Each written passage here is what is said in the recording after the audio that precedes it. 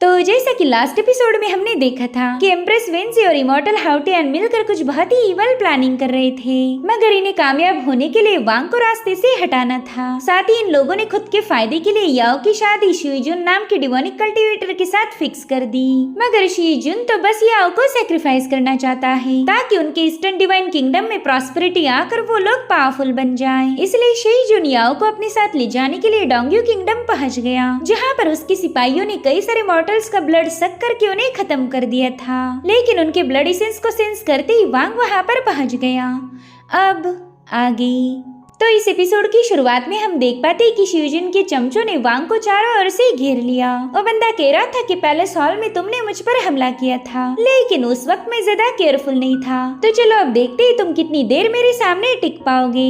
और फिर उस बंदे ने अपने सिपाही को हुक्म दिया कि जाओ जाकर इसे खत्म कर दो, जिस पर वो बंदा कह रहा था कि सीनियर मेरे से ज्यादा पावरफुल तो आप हो, तो मेरे ख्याल से आपने इसे खत्म कर देना चाहिए। तो बंदा कहता है कि जाओ जाकर इसे पहला घायल करो और बाद में आखिरी स्ट्राइक में मैं इसे मार दूंगा। इसलिए वो सभी लोग अपनी पावर्स को गैदर करते हुए वहाँ पर एक फॉर्मेशन सेटअप कर लेते हैं, जो कि वांग पर हेवी प्रेशर रिलीज करने लगा था। और इसी का फायदा उठाते हुए इन सिपाहियों का चीफ वांग पर हमला करने के लिए जंप लगा देता है। वांग उससे कह रहा था कि ये फालतू ट्रिक्स मेरे सामने नहीं चलने वाली, जिसके बाद वो बड़ी ही आसानी के साथ एक ही सेकंड में उस फॉर्मेशन को ब्रेक कर उन सभी को घायल कर देता है। साथ ही उसने अपनी स्पीयर का यूज करते हुए उस बंदे पर कई सारे हमले कर दिए, जिससे वो तुरंत ही वांग के सामने रहम की भीख मांगने लगा। वो कह रहा था प्लीज मुझे बख्श दीजिए, मैं आइंदा से कभी किसी मॉर्टल को हर्ट नहीं करूंगा।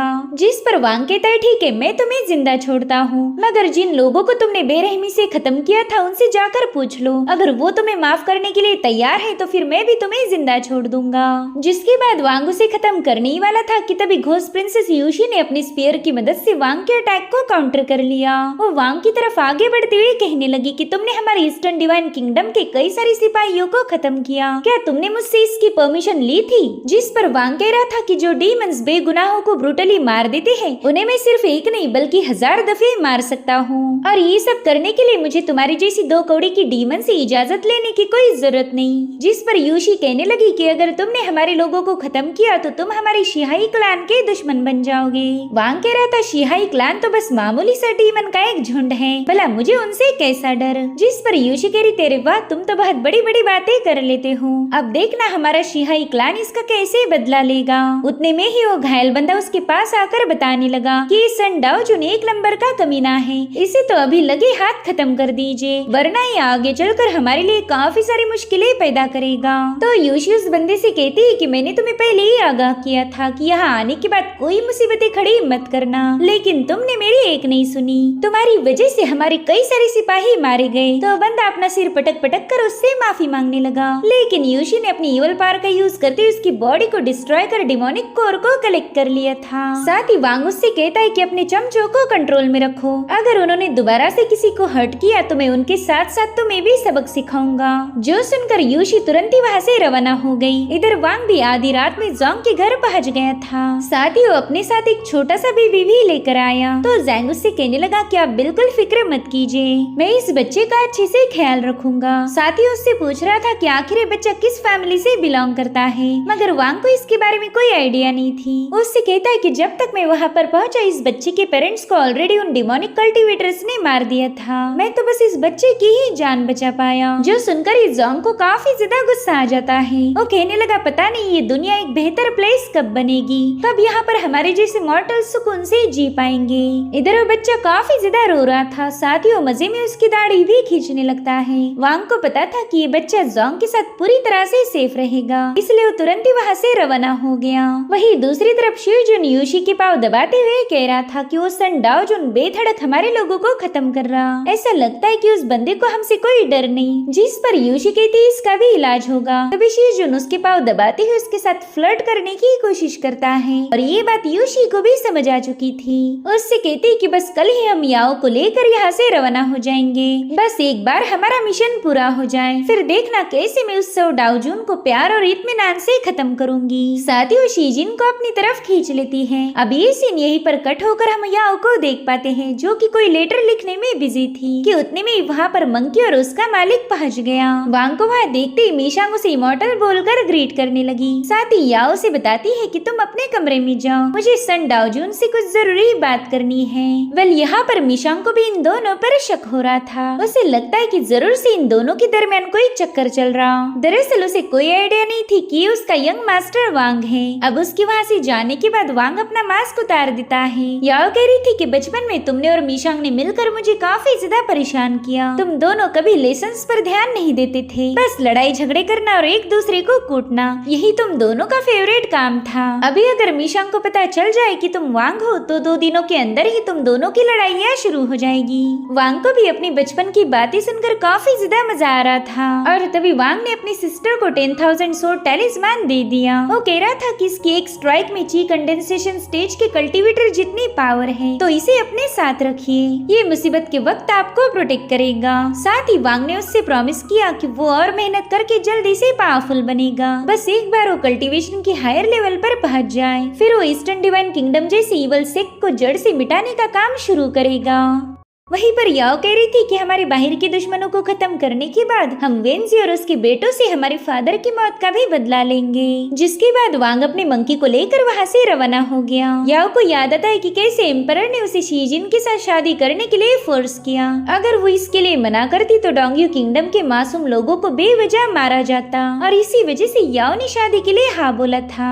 अब अगले सीन में हम देख पाते हैं कि वांग ने कल्टीवेशन में काफी अच्छी प्रोग्रेस की, जो देख लिंगलोंग भी इम्प्रेस हो गई थी। वो उससे कह रही थी कि अगर ऐसे स्पीड से आगे बढ़ते गए तो तुम जल्दी इनलाइटनमेंट को हासिल कर लोगे। जिस पर वांग कह रहा था कि ये प्रोग्रेस काफी नहीं, मुझे जल्दी और ज्यादा इम्प्रूवमेंट करनी पड़ेगी, इतनी पावर में मैं अपने खतरनाक दुश्मनों को हरा नहीं सकता।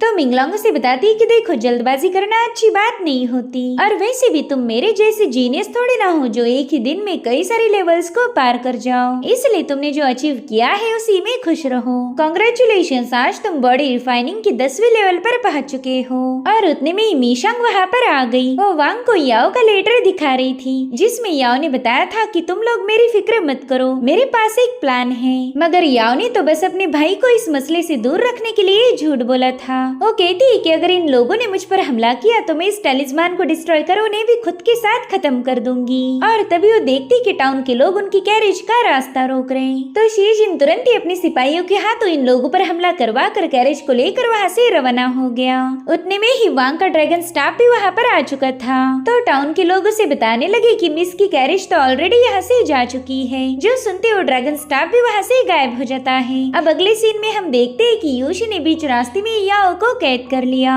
वो शीजिन को बता रही थी कि हमें इसे यहीं पर रिफाइन करना होगा, क्योंकि सन डाओजुन जरूर से हमारा रास्ता रोकने आने वाला है, तो उसके यहाँ आने से पहले इसे रिफाइन करना बेस्ट रहेगा। जिस पर याओ कह रही थी कि तुम जो चाहती हो मैं वो कभी होने नहीं दूंगी, और अब उस टैलिस्मान को बस्ट करने वाली थी, मगर यूशी ने तुरंत ही उसका टैलिस्मान उससे दूर कर दिया। वो कह रही थी कि तुम्हारा ये 10,000 सोर्ड टैलिस्मान इतना पावरफुल नहीं है जो मुझे हरा पाए। एक बार तुम रिफाइन कर लो, फिर मैं तुम्हारे उस आशिक को भी मार के जहन्नुम में भेज दूंगी, वहाँ तुम लोग अपनी प्रेम कहानी पूरी कर सकते हो। और उतने में वांग वहाँ पर आ जाता है। उसके वहाँ आते ही शीजिन ने एक फॉर्मेशन एक्टिवेट करते हुए वांग पर सोर्ड रिलीज करना शुरू कर दी। तो वांग ने गोल्डन फ्लेम सोर्ड टेक्निक का यूज करते हुए उसके फॉर्मेशन को एक ही सेकंड में डिस्ट्रॉय कर शीजिन को घायल कर दिया।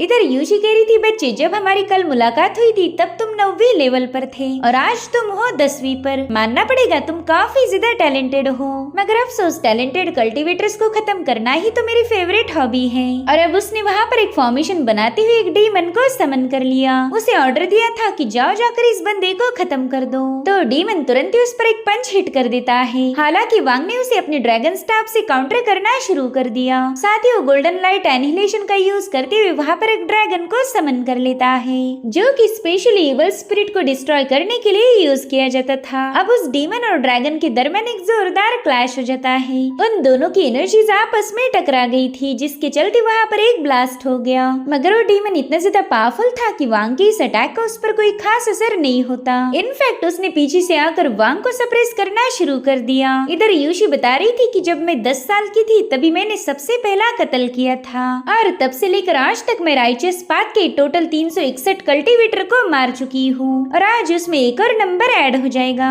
इधर वांग देखता है कि वो डीमन उस पर एक पावरफुल पंच हिट करने वाला है तो उसने तुरंत ही अपने इमॉर्टल एप अवतार को समन करते हुए सीधे उस डीमन पर हमला कर दिया। उसे एक ही अटैक में घायल कर गोल गोल घुमाते हुए हजारों कोसों मील दूर फेंक चुका था, जो देखकर यूशी भी थोड़ी सी इम्प्रेस हो गई। वो कह रही थी कि तुम इतनी लो लेवल पर होकर भी तुमने काफी अच्छा परफॉर्म किया, तो चलो फिर देखते हैं तुम मेरी इस मूव को कैसे हैंडल करोगे। जिसके बाद वहाँ पर डार्क थंडर सोल डिवावर को समन करते हुए वांग पर हमला करने लगी, मगर वांग की बॉडी से रिलीज होने वाली डिवाइन ऑरा उसे डिस्ट्रॉय करने में लग जाती है। तब तक वांग अपने ड्रैगन स्टाफ को काफी इनॉर्मस बना देता है। यूशी को लग रहा था कि अरे ये थोड़ी ना मेरा कुछ बिगाड़ पाएगा। साथ ही उसने अपने आसपास एक पावरफुल शील्ड भी बना ली थी, मगर उस ड्रैगन स्टाफ ने बड़ी आसानी के साथ उस शील्ड को ब्रेक करते हुए यूशी को क्रश कर दिया। यूशी को लगा नहीं था कि वांग के हाथ तो इतनी आसानी से मारी जाएगी। अब उसकी मौत के बाद वांग ने अपनी सिस्टर को भी आजाद कर लिया, जिसके बाद ये लोग शीजिन के पास चले जाते हैं। तो शीजिन उससे कहने लगा कि लूजर को मौत ही मिलनी चाहिए, आओ और मुझे खत्म करो क्योंकि मैं तुम्हारे सामने हार मानता हूँ। मगर वांग उस पर अटैक नहीं करता, जो देख मिंगलोंग कह रही थी अरे मुझे तो लगा था तुम में थोड़ी सी हिम्मत होगी, मगर तुम तो डरपोक निकले। दरअसल वांग इस बंदे से उनकी एग्जैक्ट प्लानिंग के बारे में जानना चाहता था, इसलिए उससे कहता है बताओ तुम्हारी ईस्टर्न डिवाइन किंगडम आखिर चाहती क्या है। साथ ही या उससे कहती है कि अगर तुमने हमें सब कुछ बता दिया तो हम तुम्हें जिंदा छोड़ देंगे। तो वो बंदा तुरंत ही इनकी बात मान जाता है। वो कह रहा था कि रेड सी के 7 घोस्ट को पता चला कि तुम डॉटर ऑफ डेस्टिनी हो, तो अगर वो तुम्हें रिफाइन कर ले तो वो फेट के सीक्रेट को चुरा कर पूरी दुनिया में डिमोनिक पाथ को स्प्रेड कर सकते हैं। हम लोग इतने पावरफुल बन जाएंगे कि कोई भी राइचियस सेक्ट हमारा मुकाबला नहीं कर सकता। साथ ही हमने वेंजी और उसके बेटे को 10 हेवनली सोल ब्लड फ्यूजन पिल और 2 लाख नेवल ट्रूप्स देने का वादा किया था, तो वो लोग तुम्हारी बलि चढ़ाने के लिए तुरंत ही राजी हो गए। देखो मैं बस इतना ही जानता था। तो वांग कहने लगा ठीक है अब तुम यहाँ से जा सकते हो, लेकिन तुम जो 2 लाख नेवल ट्रूप्स यहाँ भेजने वाले थे उसे कैंसिल कर दो। और हाँ याद रखो अगर तुमने दोबारा कभी डोंग्यू किंगडम में कदम भी रखा तो मुझसे बुरा कोई नहीं होगा। तो शीजिन तुरंत ही उसकी बात मान जाता है। हालांकि वो दिल में ही सोच रहा था कि बस एक बार मैं अपनी आर्मी के पास वापस चला जाऊं, फिर देखो मैं तुम्हारी कैसी हालत करूंगा। मगर वांग ने अपने ड्रैगन स्टाफ की हिट करते हुए उसकी एक आंख ही फोड़ दी। वो कह रहा था मैं जानता हूँ तुम वापस आने का सोच रहे हो, देखो आज तुम्हारी एक आंख तो चली गई, अगर दोबारा यहाँ आई तो दूसरी भी गायब हो जाएगी। वहीं पर डावी ने यूशी के पाउच को उठा लिया था। अब इसके अंदर क्या मिलेगा ये फिलहाल एक सीक्रेट है। वहीं दूसरी तरफ टाउन के लोग अपने प्रिंसेस के लिए काफी ज्यादा परेशान थे और फिर प्रिंसेस को वहां आता हुआ देखकर वो लोग खुश हो गए। जोंगो ने यूशी और उसके आशिक के बारे में पूछ रहा था, तो याओ से बताती है कि यूशी को तो इमॉर्टल सन डाओ जुन ने खत्म कर दिया और शीजिन को घायल करके धमकी दी है कि वो कभी भी डोंग्यू किंगडम के बॉर्डर को क्रॉस ना करे। अब सीन शिफ्ट होकर हम वेंजी को देख पाते हैं। वो कह रही थी कि एक मारा गया और एक भाग निकला। मानना पड़ेगा ये सन डाओ जुन काफी ज्यादा टैलेंटेड हैं। चलो ये तो अच्छा हुआ कि हमें एक हेवनली सोल ब्लड फ्यूजन पिल मिल गई। इस सौदे में हमारा नुकसान नहीं हुआ। जिस पर एम्परर हाउ गुस्से में कह रहा था कि आपको तो पिल मिल गई लेकिन मेरा क्या, मुझे 2 लाख ट्रूप्स मिलने वाले थे और वो मेरे हाथ से चले गए। साथ ही साथ टाउन के लोग अब मेरे खिलाफ बगावत पर उतर आए हैं और ये सब उस कमीने डाओ जुन और याओ की वजह से हुआ। मेरा तो दिल कर रहा कि मैं अभी जाकर उन दोनों को खत्म कर दूं। जो सुनते ही वेंजी उस पर गुस्से में चिल्लाने लगी। वो कह रही थी कि तुम एक एम्परर हो मगर तुम्हारा खुद के गुस्से पर जरा भी काबू नहीं। जरा अपने छोटे भाई को देखो, चाहे हमारा कितना भी नुकसान क्यों ना हो जाए वो हमेशा अपना दिमाग ठंडा रखता है। तभी युआनचेन कह रहा था कि अगर हम उस सन डाओ जुन और याओ की शादी कर दे तो टाउन के लोग अपने आप खामोश हो जाएंगे। यहाँ पर कोई मसले खड़े नहीं होंगे, जिसके चलते आपको भी आपकी कल्टीवेशन के लिए टाइम मिल जाएगा। उसकी आइडिया वेंजी को काफी ज्यादा पसंद आई थी, लेकिन एम्परर हाउ को अपने भाई पर गुस्सा आने लगा था। वो कहता है कि मदर हमेशा इसे ही अप्रिशिएट करती, इसकी हर एक सजेशन की तारीफें की जाती। मैं खुद एम्परर होकर भी मेरे बात की कोई वैल्यू नहीं है। उतने में ही वेंजी ने उसे वहाँ से दफा होने के लिए बता दिया था। अब उन दोनों के वहाँ से जाते ही हाउटियान वेंजी के चेम्बर में आ जाता है। वेंजी हाउटियान को बता रही थी कि हमने सन डाओ जुन को जितना हल्के में लिया वो बंदा उतना ही ज्यादा खतरनाक निकला। उसने घोस्ट प्रिंसेस यूशी को खत्म किया है, जिसके चलते अब रेड सी के 7 घोस्ट हमें ही निशाना बनाएंगे। वो लोग काफी ज्यादा पावरफुल हैं। पता चले उन्होंने हमारे डोंगियो किंगडम को डिस्ट्रॉय कर दिया, जिस पर हाउटियन कह रहा था कि घबराने की कोई जरूरत नहीं है, ब्लड सैक्रिफाइस पूरा होते ही मैं काफी ज्यादा पावरफुल बन जाऊंगा। और रही बात उन डीमंस की, तो हम उन्हें बता देंगे कि यूशी को मारने वाले हम नहीं बल्कि सन डाओजुन हैं। तो वो लोग सन डाओजुन को खत्म करके यूशी की मौत का बदला लेंगे। इस तरह से हमारा भी रास्ता साफ हो जाएगा। इधर एम्परर भी सन डाओजुन के नाम से दांत पीस रहा था। वो कहता है कि तुम्हारी वजह से मेरी मदर ने मुझे काफी ज्यादा बेइज्जत किया, बस देखते जाओ मैं तुम्हारा क्या हशर करता हूँ। तुम्हारी वजह से मुझे जितना भी जलील होना पड़ा मैं उसका बदला लूंगा। और इसी के साथ एपिसोड यहीं पर एंड हो जाता है। Thank you so much for watching. Bye bye, take care.